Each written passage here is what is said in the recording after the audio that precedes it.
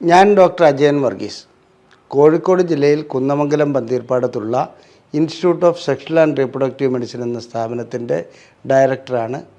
International association of sexual medicine practitioners modern medicine എന്ന അസോസിയേഷൻ്റെ ചെയർമാനുമാണ്. ഇന്ന് ഞാൻ നിങ്ങളോട് വിശദീകരിക്കുവാൻ പോകുന്നത് ലൈംഗിക പ്രശ്നങ്ങൾക്കുള്ള ഒറ്റമൂലി ചികിത്സയെക്കുറിച്ചാണ്. ലൈംഗിക പ്രശ്നങ്ങൾക്കെന്നല്ല, ഒരു രോഗത്തിനും ഒരു ഒറ്റമൂലി ചികിത്സ പ്രായോഗികമല്ല. ഇത് വെറുതെ മനുഷ്യനെ കബളിപ്പിക്കുവാൻ വേണ്ടി പ്രചരിപ്പിക്കുന്ന ഒരു കാര്യം മാത്രമാണ്.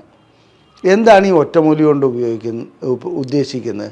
അത് ഒരൊറ്റ ഗുളിയോ അല്ലെങ്കിൽ ഏതെങ്കിലും ഒരു ഔഷധമോ മാത്രം നൽകിയാൽ ആ പ്രശ്നം ഉടനടി അങ്ങ് പരിഹരിക്കപ്പെടുന്നു എന്നുള്ളത്.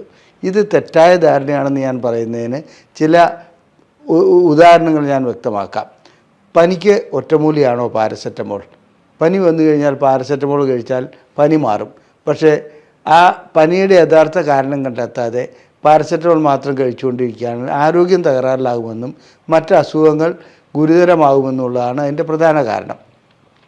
അപ്പോൾ യഥാർത്ഥ കാരണം കണ്ടുപിടിക്കാതെ ഏതെങ്കിലും ഒരു ഔഷധം അല്ലെങ്കിൽ ഒരു ഗുളിക അല്ലെങ്കിൽ ഒരു മെത്തേഡ് മാത്രം ഉപയോഗിക്കുകയാണെങ്കിൽ അത് ചികിത്സയല്ല, ദോഷമാണ് ചെയ്യുന്നത്. ഇനി യൂട്യൂബും ഇൻസ്റ്റാഗ്രാമും വാട്സപ്പും ഒക്കെയായി കണ്ടമാനം ഒറ്റമൂലി ചികിത്സകൾ ലൈംഗിക ചികിത്സയെക്കുറിച്ച് പ്രചരിപ്പിക്കാറുണ്ട്. ഇതൊക്കെ യൂട്യൂബിൻ്റെ റേറ്റിംഗ് കൂട്ടാനും സർക്കുലേഷൻ കൂട്ടാനും ഉപയോഗിക്കുമെന്നുള്ളത് അവർക്ക് കൂടി അറിയാവുന്ന കാര്യമാണ്. അല്ലാതെ ഇതുകൊണ്ടൊരു പ്രയോജനവും ലഭിക്കുകയില്ല എന്നുള്ളത്. ഒരു ഉദാഹരണം ഞാൻ പറയാം. മുട്ടയുടെ വെള്ള എടുക്കുക, അതിൽ ഇഞ്ചി ചതച്ച് അരച്ചിടുക, കരിഞ്ജീരകവും കൂടി ചേർത്തിട്ട് നന്നായി മിക്സ് ചെയ്യുക. നന്നായി മിക്സ് ചെയ്തിട്ട് കിടക്കാൻ നേരത്ത് 5 ദിവസം ഇത് കഴിച്ചാൽ മതി. നഷ്ടപ്പെട്ട ലൈംഗിക ശേഷിക്കുറവ് വീണ്ടെടുക്കാമെന്ന് ഒരു വീഡിയോ കാണുകയുണ്ടായി. എന്ത് അബദ്ധമാണ് ഈ പറയുന്നത്? ഇതിൽ ഏതെങ്കിലും രോഗികൾക്ക് ഇങ്ങനെ ഒരു മാറ്റം വന്നതായിട്ട് പറയാൻ കഴിയുമോ? ഒരിക്കലും വരില്ല. എന്നിരുന്നാലും ഈ ഒറ്റമൂലി എന്ന് കേൾക്കുമ്പോൾ നമുക്കെല്ലാവർക്കും ഒരു ആവേശമാണ്. അതൊന്ന് കഴിച്ച് നോക്കിക്കളയാം, കുഴപ്പമൊന്നുമില്ല എന്നോ, കുഴപ്പമൊന്നും ഇല്ലല്ലോ എന്നുള്ളത് ശരിയാണ്. അതുകൊണ്ട് പ്രത്യേകിച്ച് കുഴപ്പമൊന്നും ഉണ്ടാവില്ല. എന്നാൽ വേണ്ട രീതിയിലുള്ള യഥാർത്ഥ ചികിത്സ നൽകുന്നതിന് ഒരു വിമുഖത ഉണ്ടാക്കുന്നതിൽ ഈ സംഗതി ഉപകാരപ്പെടാറുണ്ട്. അതാണ് ഇതിൻ്റെ ദോഷവും. ഇനി രസകരമായ ഒരു കാര്യം, ആട് എന്ന ഒരു സിനിമയിൽ, അത് വളരെ ഒരു കോമഡി ഫിലിമാണ്. ആട് എന്ന സിനിമയിൽ ഒരു ഒറ്റമൂലി ചികിത്സയെക്കുറിച്ച് പറയുന്നുണ്ട്. വടക്കേ ഇന്ത്യയിൽ നിന്നും മറ്റും വരുന്ന ഏതോ ട്രെയിനിൽ ആളുകൾ 2 പേര് വരുന്നു. അവർ അതിലെ നായകന് നടുവേദനയുണ്ട്. അത് മാറ്റാൻ വേണ്ടിയിട്ട് ഒറ്റമൂലിയുമായി എത്തുകയാണ്. അവർ റെയിൽവേ സ്റ്റേഷനിലെത്തി ഒറ്റമൂലി കൈമാറുന്നു. അതിന് പകരം വേറെന്തോ അച്ചോ എന്തോ ആണ് കൈമാറുന്നത്. ഇത് വെച്ചിട്ട് ഈ ചികിത്സിച്ചാൽ മാറുമോ എന്നുള്ളതാണ് അവർ അതിനകത്ത് സംശയം പ്രകടിപ്പിക്കുന്നത്. അത് ചൂടാക്കി വെക്കണോ എന്നുള്ളതോ മറ്റോ എന്ന് പറഞ്ഞാൽ ഒറ്റമൂലി ചികിത്സ എന്ന് പറയുന്നത് നമുക്കെല്ലാവർക്കും വളരെയധികം പെട്ടെന്ന് എല്ലാ പ്രശ്നങ്ങളും പരിഹരിക്കപ്പെടുന്ന ഒന്നാണെന്നുള്ളതാണ് തെറ്റിദ്ധരിക്കുന്നത്. ഇനി നമുക്ക് ലൈംഗിക പ്രശ്നങ്ങളിലേക്ക് വരാം. എന്താണ് ലൈംഗിക ശേഷിക്കുറവിൻ്റെ യഥാർത്ഥ കാരണം? ആ യഥാർത്ഥ കാരണം എന്ന് പറയുന്നത് അനുസരിച്ചല്ലാതെ അതിനൊരു ചികിത്സയും ചെയ്തുകൊണ്ട് ഒരു ഗുണവും കിട്ടുകയില്ല. ഒറ്റമൂലി കൊണ്ട് എനിക്കറിയില്ല അങ്ങനെ എന്തെങ്കിലും പ്രയോജനം ലഭിച്ചതായിട്ടുള്ള വ്യക്തികളെ. ഒന്ന്, രക്തക്കൊള്ളുകൾ ബ്ലോക്ക് ആവുന്നു. അതിന് രക്തക്കൊള്ളുകൾ തുറക്കാനുള്ള മരുന്ന് നൽകണം. പിന്നെ ഞരമ്പുകൾക്ക് ക്ഷീണമേൽക്കുന്നു അഥവാ ക്ഷീണമുണ്ടാകുന്നു. അതിന് ഞരമ്പുകൾക്ക് പൂർവ്വസ്ഥിതി പുനഃസ്ഥാപിക്കുവാനുള്ള മരുന്നുകൾ നൽകണം. ഹോർമോണുകൾ വ്യതിയാനമുണ്ടാകുന്നു. അത് കുറയുകയോ കൂടുകയോ ചെയ്താൽ ഹോർമോൺ ചികിത്സ നൽകണം. ഹോർമോൺ ഉൽപ്പാദിപ്പിക്കാനുള്ള ആഹാര രീതി നമുക്ക് ഉപയോഗിക്കാവുന്നതാണ്, വ്യായാമം ചെയ്യാവുന്നതാണ്. അതെ. ഇനി അടുത്തത്, ലിംഗത്തിനകത്തുള്ള കോർപ്പസ് കാവേർനസം, അതിനകത്ത് എന്തെങ്കിലും തകരാറ് വരുന്നു, ക്ഷതമേൽക്കുന്നു. അപ്പോൾ അതിൻ്റെതായ രീതിയിലുള്ള ചികിത്സ നൽകണം.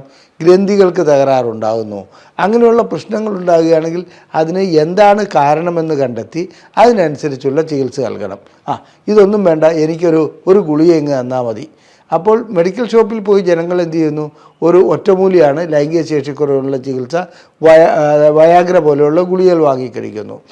സത്യത്തിൽ വയാഗ്ര കഴിക്കുന്നതോടുകൂടി അവരുടെ ലൈംഗിക പ്രശ്നങ്ങൾ താൽക്കാലികമായിട്ട് മാറപ്പെടാറുണ്ട്. ഒരു 95% വ്യക്തികൾക്കും ഈ വയാഗ്ര കഴിക്കുന്നതുകൊണ്ട് ആ സമയത്ത് പ്രശ്നങ്ങൾ പരിഹരിക്കപ്പെടുന്നുണ്ട്.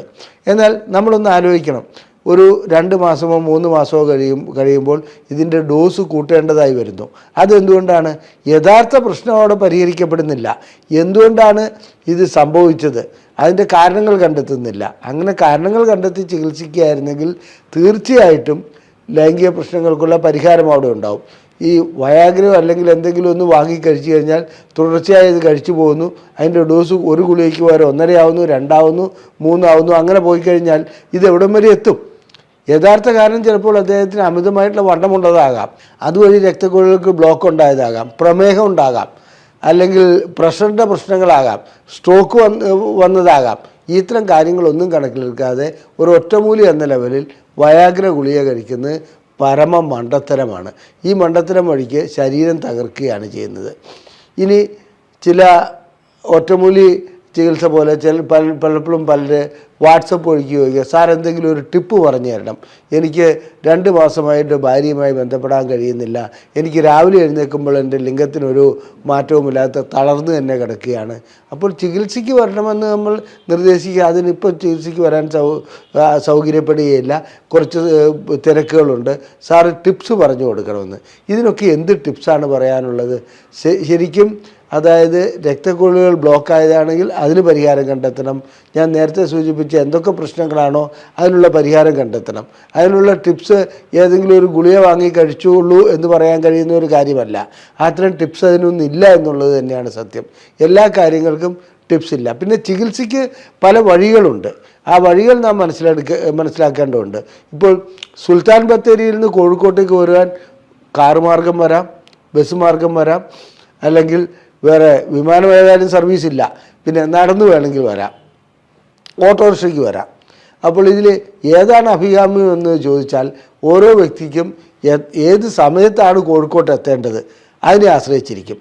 അല്ലെങ്കിൽ അതിന് എന്തുദ്ദേശത്തിലാണ് വരുന്നത് എന്ന് പറഞ്ഞതുപോലെ ലൈംഗിക രോഗ ചികിത്സയിൽ അല്ലെങ്കിൽ ലൈംഗിക ശേഷിക്കുറവിൻ്റെ കാര്യത്തിൽ ഈ സുൽത്താൻ ബത്തേരിയിൽ നിന്ന് കോഴിക്കോട്ടേക്ക് വരുന്നത് പോലെ എന്തെല്ലാം രീതികളാണ് ഉപയോഗിക്കേണ്ടത് ആ വ്യക്തിയാണ് തീരുമാനിക്കേണ്ടത്. ആ വ്യക്തിയെ സംബന്ധിച്ചിടത്തോളം അദ്ദേഹത്തിൻ്റെ ഭാര്യയ്ക്ക് പ്രശ്നങ്ങളുണ്ടെങ്കിൽ, പെട്ടെന്ന് ലൈംഗിക ശേഷി പരിഹരിക്കേണ്ടതുണ്ടെങ്കിൽ, പ്രശ്നം തീർക്കേണ്ടതുണ്ടെങ്കിൽ അതിനനുസരിച്ചുള്ള ചികിത്സ നൽകണം. സമയമെടുത്ത് ഒരു 2-3 മാസം കഴിഞ്ഞിട്ട് പരിഹാരമുണ്ടായാൽ മതി എന്നുണ്ടെങ്കിൽ അതിനനുസരിച്ചുള്ള ചികിത്സയുണ്ട്. അപ്പോൾ ചികിത്സ പല രൂപത്തിലുണ്ട്. അതിൻ്റെ അർത്ഥം ഇതിനൊരു ഒറ്റമൂല്യം ഉണ്ടെന്നുള്ളതല്ല. ഒറ്റമൂലി എന്ന് പറയുന്നത് ഈ ഉദ്ദേശിക്കുന്നത് വയാഗ്ര ആണെങ്കിൽ അത് പരമ മണ്ടത്തരമാണ്, ചെയ്യരുത്. അങ്ങനെ വാങ്ങിക്കഴിച്ച് ശരീരത്തിന് മറ്റ് പ്രശ്നങ്ങൾ ഉണ്ടാക്കരുത്. ഇനി രോഗത്തിൻ്റെ അവസ്ഥ പ്രമേഹമുള്ളവർക്ക് പ്രമേഹവും നിയന്ത്രിക്കണം, ലൈംഗിക ശേഷിക്കുറവുള്ള ചികിത്സയും നൽകണം. ഹാർട്ട് അറ്റാക്ക് ഉള്ളവനെ സംബന്ധിച്ചിടത്തോളം ആ വ്യക്തിക്ക് ഹാർട്ട് അറ്റാക്കിനുള്ള ചികിത്സ നൽകാതെ ഒരു വയാഗ്ര മാത്രം നൽകിയതുകൊണ്ട് എന്ത് ഗുണമാണ് ലഭിക്കുന്നത്? അദ്ദേഹത്തിൻ്റെ ഹാർട്ട് അറ്റാക്ക് മൂർച്ഛിക്കുകയുള്ളൂ. അതുപോലെ തന്നെ സ്ട്രോക്ക് വന്നിട്ടുണ്ടെങ്കിൽ, ക്യാൻസർ ഉണ്ടെങ്കിൽ, ഇതിനെല്ലാം ഓരോ രീതിയിലുള്ള പ്രത്യേകം ചികിത്സകളാണ് ആവശ്യം. ആ ചികിത്സകൾ നൽകിയാൽ മാത്രമേ ലൈംഗിക ശേഷിക്കുറവ് പരിഹരിക്കുവാൻ കഴിയുള്ളൂ. അതല്ല ഇതിനൊരു ഒറ്റമൂലി ചികിത്സ ഇല്ല. പിന്നെ ചില നാടൻ പൊടിക്കൈകൾ എന്ന് ഞാൻ നേരത്തെ സൂചിപ്പിച്ചുകൊണ്ടും കരിഞ്ജീരകം, എള്ള്, ഇങ്ങനെ പല കാര്യങ്ങളും പറയുന്നുണ്ട്. ഉലുവ, ഇതൊക്കെ ഞാനും ഉലുവ കഴിക്കാൻ ജനങ്ങളോട് ആവശ്യപ്പെടാറുണ്ട്, അത് ഇത്തരം രോഗികളോട് ആവശ്യപ്പെടാറുണ്ട്. അതിൻ്റെ അർത്ഥം ഉലുവയാണ് അതിൻ്റെ പരിഹാര മാർഗം എന്നുള്ളതല്ല. ഉലുവ ആ കൂട്ടത്തിൽ ഗുണം ചെയ്യുമെന്നുള്ളതാണ്.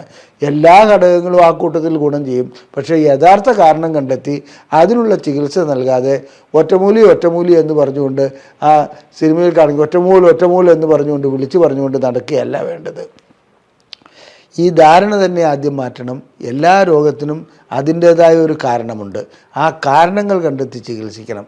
അത് ലൈംഗിക ശേഷിക്കുറവാവട്ടെ, ഹൃദ്രോഗമാവട്ടെ, പ്രഷറാവട്ടെ, പ്രമേഹമാവട്ടെ, ഇനി മറ്റെന്തെങ്കിലും അസുഖങ്ങളാവട്ടെ, അതിൻ്റെ കാരണം കണ്ടെത്തി ചികിത്സിക്കാത്തിടത്തോളം കാലം അസുഖം മൂർച്ഛിച്ച് മറ്റു ഗുരുതരാവസ്ഥകളിലേക്ക് പോകും. ഒറ്റമൂലികളുടെ പിന്നാലെ പോവുകയല്ല വേണ്ടത്. ഇനി ലൈംഗികമായിട്ടുള്ള എന്തെങ്കിലും പ്രശ്നങ്ങൾ നിങ്ങൾക്കുണ്ടെങ്കിൽ അതിനുള്ള ചികിത്സ നൽകുന്ന ഒരു സ്ഥാപനമാണ് ഞങ്ങളുടേത്.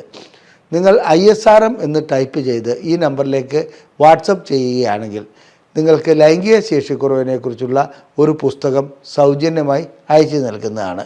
നിങ്ങൾക്ക് ലൈംഗികമായിട്ടുള്ള ഏതെങ്കിലും ചികിത്സ ആവശ്യമുണ്ടെങ്കിൽ അതിന് ഞങ്ങളെ ബുക്ക് ചെയ്യാവുന്നതാണ്. ഇവിടെ കൊടുത്തിരിക്കുന്ന ഈ നമ്പറിൽ വിളിച്ച് നിങ്ങൾക്ക് ബുക്ക് ചെയ്യാൻ കഴിയുന്നതാണ്. നന്ദി, നമസ്കാരം.